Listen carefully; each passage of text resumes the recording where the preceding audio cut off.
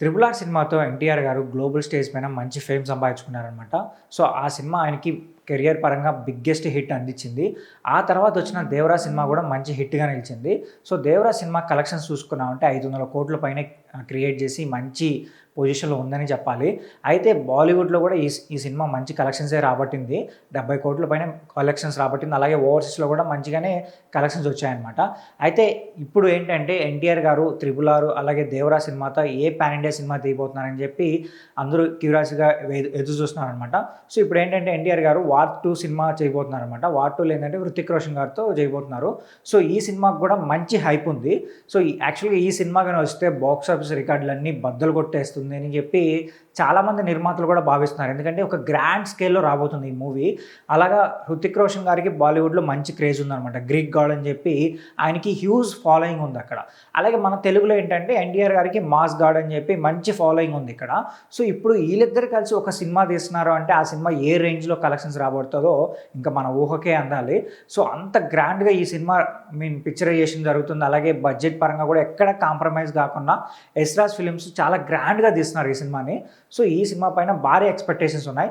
పక్కా ఈ సినిమాతో మరోసారి గ్లోబల్ బాక్స్ ఆఫీస్‌ని బద్దలు కొట్టబోతున్నారు ఎన్టీఆర్ గారు. అండ్ ఈ సినిమా తర్వాత మళ్ళీ ఒక స్టాండ్ అలోన్ ఫిల్మ్, ఒక ఎస్రాజ్ ఫిలిమ్స్ అంటే ఆ స్పై యూనివర్స్‌లో ఒక సినిమా చేయబోతున్నారని చెప్పి కూడా ఒక న్యూస్ ఉందనమాట. బట్ ఇంకా అది అఫీషియల్‌గా అనౌన్స్ చేయలేదు. అయితే ఇప్పుడు ఇంకో న్యూస్ ఏంటంటే ఆల్రెడీ ప్రశాంత్ నీల్ గారితో ఒక సినిమా అనౌన్స్ చేశారు. అది 'డ్రాగన్' అని పెట్టారు ఆ సినిమాకి పేరు. బట్ అది అఫీషియల్ టైటిలా లేదంటే జస్ట్ వర్కింగ్ టైటిల్ అనేది ఇంకా ఫిక్స్ అవ్వలేదనమాట. బట్ ఈ సినిమాకి ప్రశాంత్ నీల్ గారు వర్క్ చేస్తున్నారు. అండ్ ఈ సినిమా పైన ఇంకా ఎక్స్‌పెక్టేషన్స్ గురించి మనం మళ్ళీ మాట్లాడుకోవాల్సిన అవసరం లేదు.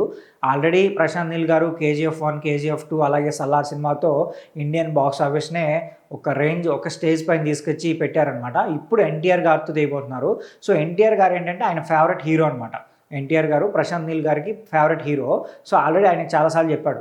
నా ఫేవరెట్ హీరోతో ఒక మూవీ తీయబోతున్నానంటే ఆ మూవీ ఏ రేంజ్‌లో ఉంటుందో ఒక్కసారి ఊహించుకోండి అని చెప్పి జనాలకి ఫ్యాన్స్‌కి ఆల్రెడీ హింట్ ఇచ్చారు. సో, ఈ మూవీ మరోసారి బాక్స్ ఆఫీస్‌ని బద్దలు కొట్టబోతుందని చెప్పి ఆల్రెడీ ఫ్యాన్స్ కూడా ఫిక్స్ అయిపోయారు.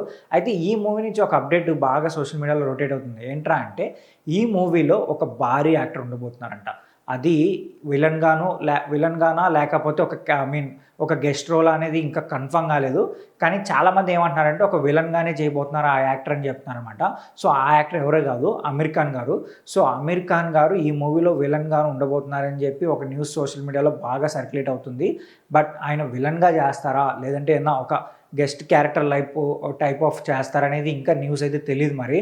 బట్ ఇఫ్ ఇన్ కేస్ ఆయన గాని ఈ సినిమాలో ఉంటే మాత్రం ఇది ఇండియా మించిపోయే సినిమా అనమాట. అంత ఇంపాక్ట్ చూపిస్తుంది బాక్స్ ఆఫీస్ పైన. సో, ఎందుకంటే కాస్టింగ్ కానీ, డైరెక్షన్ పరంగా కానీ, సో, ఆ పిక్చరైజేషన్స్ కానీ ఇంకా నెక్స్ట్ లెవెల్ ఉండబోతాయి కాబట్టి సో, పక్కా కలెక్షన్స్ అయితే బద్దలు కొడుతుంది. అండ్ ఈ మూవీ ఒక డ్రగ్ బ్యాక్‌డ్రాప్‌లో రాబోతుందంట. సో, మాఫియా చుట్టూ తిరగబోతుంది ఈ కథ అంతా. సో, మరి చూద్దాం మరి ఇఫ్ ఇన్ కేస్ ఈ న్యూస్ గాని నిజమైతే మాత్రం ఫ్యాన్స్ ఫుల్ ఖుషి అయిపోతారు. అయితే మీరేమనుకుంటున్నారో కింద కామెంట్ చేయండి. అలాగే మా ఛానల్ సబ్స్క్రైబ్ చేసుకోండి.